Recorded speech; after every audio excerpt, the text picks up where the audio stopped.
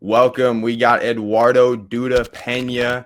He is was a Nevada State wrestling champ in high school, is a two-time All-American in collegiate wrestling, a black belt in BJJ. He is 7-0 in pro MMA, and he seems to be my first interview, so I appreciate that. How are you doing today, man? Good, good, man. Thank you for having me, Alex. I appreciate you having me on. No, of course, man. After that submission on Tuff-N-Uff 147, how can we not? I mean, I had to reach out. I had to get this going and appreciate the opportunity. Now, a lot of people might not know this, but you did that in your debut, right? How's the reaction been since that? Yeah, I guess in the debut, the submission's so hidden. It's so different that maybe nobody noticed it in my debut. But doing it again, it felt good. It's a position I hit often. In our gym, and it's a very common position. It might be uncommon maybe to somebody that's not as involved in jujitsu, but especially in our gym, it's a very common position. So it was definitely it was a planned execution with that submission. It wasn't by accident, and it wasn't something that just fell into my lap. That was something we planned to hit. Knowing who was going to be in attendance, knowing who was there, we wanted to put a little bit of that wow factor, a little bit of that exclamation point. I'll even drop a video probably tomorrow on my Instagram, and you'll see us practicing it backstage, and kind of already anticipating this, to show just to put another kind of we plan to do this. Yeah, you see a lot of that even when like Connor with the left hand or Jorge with the knee. Like you see a lot of that, and it's actually really interesting to see the preparation behind it. How was the camp going into this for you? The camp was really good. I mean, we only had 3 weeks to kind of prepare for Dusty. The contracts were signed a little late. We were having a hard time finding an opponent. But it was honestly really chill. I went up. This fight was at 145. I usually fight at 135. So those 10 pounds were. I had breakfast the morning of weigh-ins.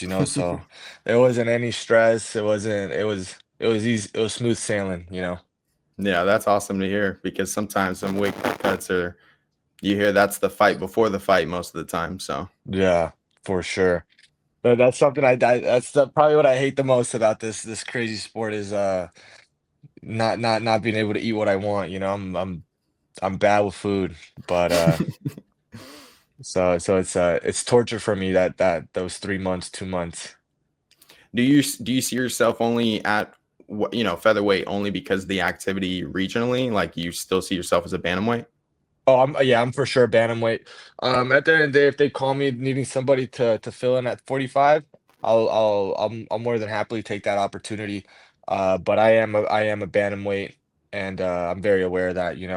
I do think I'm strong enough to compete at featherweight, but um, my damage is to be done at 135. That's when I'm the strongest. That's where I can cause the most damage. Would you say you're not one that really balloons up? You kind of stay around that. Yeah. Yeah, yeah. Very, very disciplined. Really, really, training is my job. Training is in my lifestyle to where even if this wasn't my occupation, I'd probably still be training every single day. So we're always in shape. We're always in the gym. We really take no time off. I fought Saturday. I was back in the gym Monday morning. This Saturday, tomorrow is gonna be my first time actually having a break since my fight. Nice, man. Nice. Even earlier this year, you fought twice in a month. How was that? And then you even fought on Valentine's Day? Like that's Yeah, gotta be I show that's some love to the interesting. game. That's Literally, how right. was that, man? It was cool.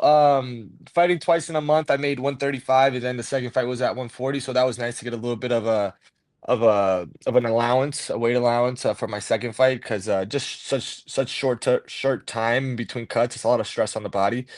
Mhm. But I'm planning to do the same thing right now. I fought uh August 23rd. I'm planning to fight September 26th. And if somebody Mm. calls in the meantime, I'll fight in between. Like we're always held. We we we stay healthy, we stay in shape, and we really go into these fights looking to be assassins. We look to be hitman. We don't want to be warriors. We don't want to be Vikings. We don't want to go to battle and leave bloody. We want to be hitman. We want to go in, make our kill shot, and leave unscathed. So that's always Totally. the plan, to stay in this activity. You know, I proved that I can fight twice in a month. Honestly, I've been ready to fight since June, July. It's just it's hard to find opponents kind of in this specific part of my career right now. So if Tough Enough can keep me active every month, I'll fight every single month. I really that would be a blessing. Now, I mean, with that activity here in 2025, is there any reason you had like a what 427-day layoff last year? Is there any reason for that? Yeah, yeah. So my fight in December against Ronnie, I blew out my shoulder. Okay. So I had surgery and all that. I had to rehab it, and that caused the whole year layoff. From December to January or February. That was and a whole year in between that. So all of 2024, I think I I kind of lost it, but we're fortunate enough to get the win with a blown shoulder. So that was at least it was a happy year to be able to rest and to rehab my body versus getting your shoulder blown out and still taking an L. Like that would have been a sad time. That would have been a long time to think about an L. Yeah, rehabbing on an L is I'm sure that's not good for your mental. So For sure. yeah, man. And I'm not gonna lie, when I was finding research for the interview and I found some of the reaction to the sub, some people were saying you got to teach that to Hamza because they needed that one in the main event. I just thought that was pretty funny, and so many people on Twitter were just completely giving you credit. So it was really good to see that not only the people were coming out trying to interview you and you're getting notoriety there, but even fans that are fans of the regional and Tough Enough are, putting out there and giving you your notice. And that's always good to see because the fight fighters need that promotion to help them get to this position. So, No, yeah, for sure. I really appreciate everybody being able to acknowledge a high level move done executed well. You know, that's always such a good feeling when you feel your job getting recognized. You know, whether you're a police officer, whatever you are. You know, when you get recognition from the audience, from your boss, from whatever, on being displaying a good job, that's always nice. You know, everybody likes to be recognized for their hard work and for what they do. So I've been really appreciating this love that the MMA community, the jiu-jitsu community, the with the interviews. I've been very thankful for people recognizing kind of the fruits of my labor, you know. yeah, that's great to see. And maybe a lot of people didn't talk about this, but you had to hit the I'm young, black, and rich dance afterwards on top of the cage. I don't think Yeah, a yeah, lot of people young caught and that. brown, a little Brazilian brown. Now on top out Tapology, it actually has you born in the U.S. So Oh, really? Okay, yeah. yeah, yeah. I'll take But it. no, With I know Trump you now, act. you gotta pick a dual citizenship. That's what he's saying, right? No more dual citizenship. So No, he's I making me saw it lied. pick, huh? You're born in Rio, but it's Yeah. still pretty funny. Tapology sometimes. Um, but obviously, there's no secret who your dad is, Sergio Pena. And how does that relationship growing up, having him as your coach, like sometimes that relationship, father, son, coach, player, like, or athlete, sometimes that's not always the best relationship. How was that for you too?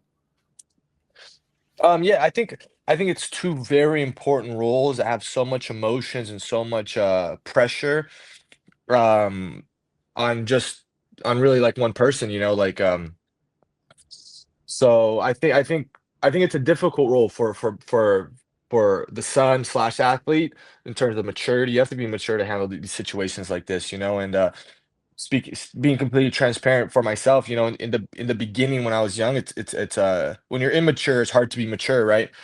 But over the years, I've matured and with maturity, I'm able to understand his position and put myself in his shoes because it's not easy for him either. Sometimes like you think it's only you that feel, you know, like just because it's your skin, but he feels everything I feel, you know, when I hurt, he hurts. When I bet you he doesn't like seeing anything that bad that happens in my career. And sometimes we think we're alone, but It's I love it because at the end of the day, I know nobody has more love for me than him. Nobody's not gonna be in my corner, not only in a fight but in life more than my dad. So I always know I can bank on him to always just have my back in terms of helping me with a decision, whether it's nobody's gonna be more ride or die with you than blood. So that's what I try to remind myself the other day. At the end of the day, I'm super thankful to be in his footsteps, to be in his shadows, and being able to follow this career that he kind of set for himself, and been able to just kind of keep chipping away. The hard parts come from also like when you might get, I guess the disadvantages is like you got to suffer sometimes with having a great dad that was such a good athlete, and automatically people kind of cast judgment on you, and you don't get a fair shake right away.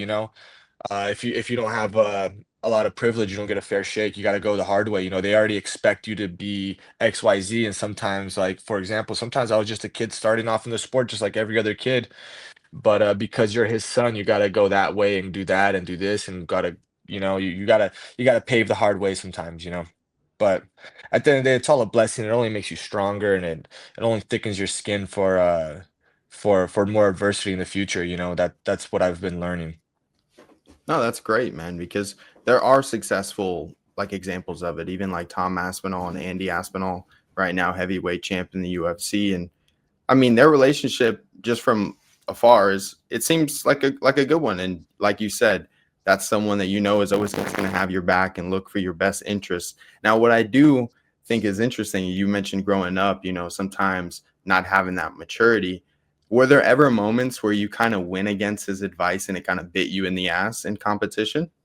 Oh, man, I'll ask you the same question. Did you listen to your dad with every single advice he gave you? Or sometimes did you go left when he told you to go right, whether it was in school, whether it was hanging out with friends, and it bit you in the ass? Like, that's Yeah. for sure, dude. I remember this one story. When I first started wrestling, I started wrestling my sophomore year of high school. And he was always real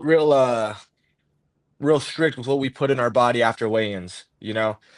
And he had a whole little like he had a system for us after weigh-ins. We eat this, we do this, we do this, we do this. And I'm a sophomore in high school, never really cut weight, never really did any of this. Just wrestling my first year. I see my buddies eating PB&Js, my buddy eating candy, yada yada. Eating whatever they please. Hmm. And my brother used to wrestle too, and he's like, "Oh, dude, just eat some gummy bear, blah blah blah blah blah." Like my brother's diabetic. Like they didn't even put two and two together. Like he needed Yeah. a little bit of glucose. And man, I ate everything I was probably not supposed to. And he was just like, "All right, like you don't want to listen to me," like, and he just sat back. And I wrestled this kid. I felt like I was having a heart attack, dude. Like I I I scored like 10 points in 30 seconds, and then I had nothing left. Like I was like a crackhead. I had energy for 30 seconds, almost teched him, and then like I died. And then he came back. We went into overtime, and then the next day, 2-day tournament, we make weight again, and then somehow we meet up again in the bracket, me and that kid. And my dad earlier that day, he goes, "All right, dude, like yesterday you did it your way, and then today we're gonna do it my way, and we'll see." And then the next day we did it his way, and ended up wrestling the same kid again, and completely different outcome. Just was a one way run over, and that's when I got the "I told you so," and I haven't steered away. I try not to steer away from his advice, um, too much. But in terms of the question, like, has there ever been times where I butted head with my dad? Who hasn't? Like Yeah. everybody butts heads with their mom, with their dad, and that's the same thing. To me, he is a legend. He's the man, but it's hard to look at him. Uh, Sometimes I see my dad, and we all give the ones we love a hard time sometimes. That's natural. Yeah. Yeah. Totally. I agree. Now, you mentioned earlier that you're basically kind of going into another camp year now that you plan on fighting. And so, what, September 26th, you said? Yeah, hopefully we fight Yeah. September 26th. Crossing my fingers. Yeah. Hopefully. And with that being said, with because you're not really transitioning out of that camp lifestyle, I'd assume. So like when you're out of camp, how different is that lifestyle? Not No, different. no. We I still train every day. Still do everything I can. I'll be a little bit more lackadaisical on my diet. I'll splurge myself a little bit more. But other than in camp, out of camp, no difference. There's really no difference in terms of how many sessions we're getting in and all of that. It's just when we're in camp, we just turn it another notch. Our things get a little bit more intense. We get a little bit more hyper focused. Of course, we start working maybe more of a game plan depending on our opponent versus just trying to develop our regular skills. But other than that, it's very similar. We just shift another gear. How has the shoulder injury and even in camp, like what do you do for recovery? Has the shoulder injury like taught you anything new or open your eyes to something that you didn't know before or Not nothing no? too crazy. I had my shoulder surgery. I had a good rehab. I had a good surgeon. I'm lucky to be in Vegas. A lot of good doctors out here that work on a lot of athletes. And I really took my time in healing properly. I didn't try to rush back into the fight. And since I've been fighting, since I've been training, I've had zero issues. I'm very conscious that it's something that I always need to strengthen. So I haven't been shoulders. He gave me my surgery. My work here is done. I'm very conscious to try to prevent future injuries. On both shoulders, on everything. So, but at the end of the day, it was a freak accident. Like it's a position we're in 100 times. That, that for some reason at that time it blew out. But other than that, I'm really 100%. Somebody can take my shoulder and I feel very comfortable. Like I don't feel at all like hindered. That's good. That's good. It's sometimes you see Yeah. fighters over time they lose mobility or flexibility or whatever the case is, and obviously it hinders performances. So it's good to hear that that didn't really hurt you long term. Now, obviously the goal is UFC, Dana White Contender Series, or getting a call higher up. But in terms of your background, right? Black belt and BJJ, state champ in high school wrestling, two-time All-American in collegiate wrestling. Some people, I'm going to use the example of Aaron Pico, right? He's got all these accolades, everything going for him. And then MMA is a completely different sport, right? How different is MMA in comparison to those other singular disciplines? Yeah, it's very different. The ability to mesh them well. Sometimes you don't have to be the best in each area, but the way you combine them sometimes will set you apart and make them better. You'll see wrestlers that don't have as high of an accolade as their opponent, but for some reason they're out wrestling them. Yeah, So mixing all three of them together is an art in itself. yeah. And that's probably never gonna stop. But that's it's definitely difficult mixing all three of them together and kind of breaking the traditional rules that you follow in each sport, because sport jujitsu doesn't transfer over as well as to MMA. So you kind of have to start breaking a couple rules because now there's punches, now it's a different rule set. So the consequences are going to be different. I mean, I think it's Frank Mir quote of like a black belt when he gets punched in the face is a brown belt and punch in the face he's a white belt. And so like that sort of thinking is that what you mean? And like it's so different that I mean, shoot, actually we just saw Martin Buday beat Buchechen and he was like an 11-time BJJ champ, right? Yeah. So I mean, like you said, mixing it up, even Aljamain Sterling talks about Marab. He's not necessarily number one in striking or number one in this discipline, but being able to mix it all up, he's obviously, who he is, the machine, and being the champ, and it works for him. So that's why I had to ask because of your different disciplines and being able to mix it up and basically still dominating, being able to do that and just being able to get your submissions off like that. And it's not one submission. You kind of keep it versatile. It really just depends, which is what I really do love about watching your fights. So how do you Yeah. feel? How do you feel about the weight class with Corey and Marab coming up? Who would I think is going to win that fight, or like what do I think in terms of the whole weight class in general? Well, just the championship matchup. Man, I'm excited for that fight. I think Sandhagen's a huge problem to where like he's very his MMA IQ's through the roof. You know, he's truly like he studies the sport, you know, and that's what even when he speaks about it, he speaks very like intellectually about the sport.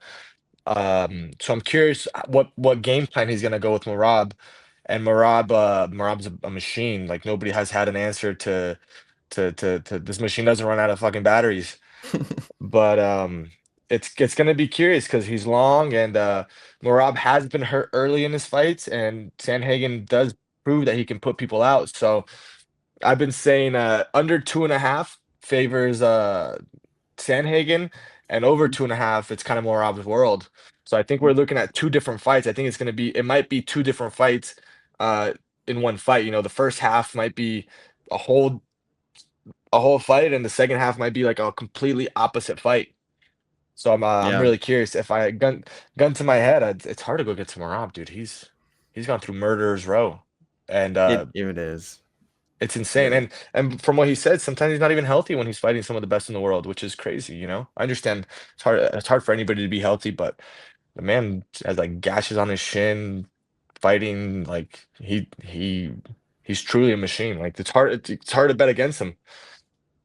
No, I totally agree with you. And to me, Corey is just that complete X factor. Is we don't really know what he could do. It's just like a complete wild card to me. And Yeah. his ground game is much better than O'Malley, in my opinion, at least. And Yeah.